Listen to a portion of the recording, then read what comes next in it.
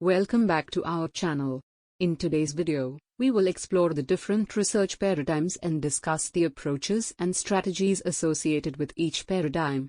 Research paradigms provide frameworks and perspectives that guide researchers in their study design and data analysis.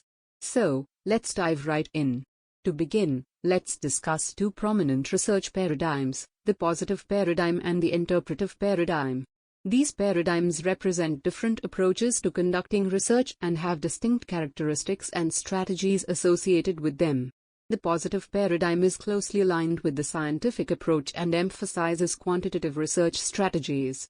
Researchers adopting the positive paradigm believe that research should be highly structured, reliable, and objective.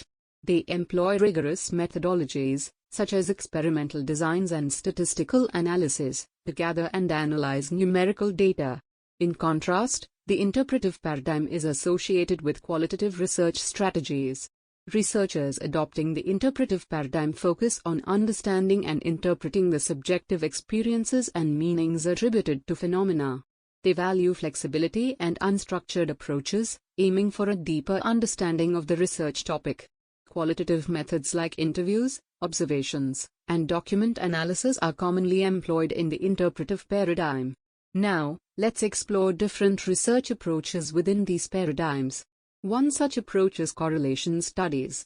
Correlation studies are undertaken to discover or establish relationships or interdependencies between two aspects of a situation. They examine the degree to which changes in one variable are associated with changes in another variable. Next, we have explanatory research. This type of research attempts to answer how and why questions regarding the relationship or phenomenon under investigation. It goes beyond correlation and delves into understanding the causal mechanisms and underlying factors that explain the observed relationships. Exploratory research is another important approach, often conducted in the initial stages of a study when little is known about a particular area or topic. It aims to explore and gain more basic information, providing a foundation for further research. Exploratory research helps researchers identify research questions, develop hypotheses, and refine their research design. Triangulation is a technique used in research to enhance the validity and reliability of findings. It involves solving research problems using multiple methods, data sources, or perspectives. By triangulating data and employing diverse approaches, researchers can cross-validate their results, increasing the overall validity and robustness of their findings. Conceptual research focuses on developing or reinterpreting existing concepts. It aims to enhance our understanding of abstract ideas, theories, or constructs. Conceptual research often involves theoretical frameworks, literature reviews, and theoretical analysis to refine or redefine concepts within a particular field. Lastly, we have empirical research. Empirical research relies on experience or observation alone. It emphasizes the collection of real-world data to answer research questions or test hypotheses.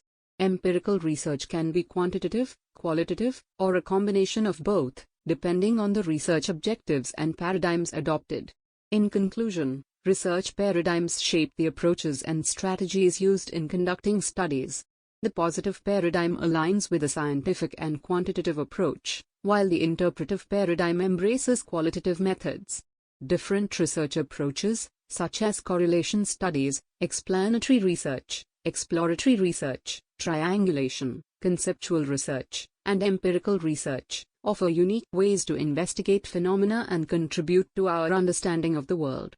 If you're interested in learning more about research paradigms and exploring different research approaches, we recommend exploring research methodology textbooks, academic journals, and online resources dedicated to research methods. These resources will provide you with further guidance and examples to expand your research toolkit. That's all for today's video. We hope you found this exploration of research paradigms and approaches informative and useful. If you have any questions or suggestions for future topics, please let us know in the comments below. Don't forget to like and subscribe for more educational content. Thanks for watching, and we'll see you in the next video.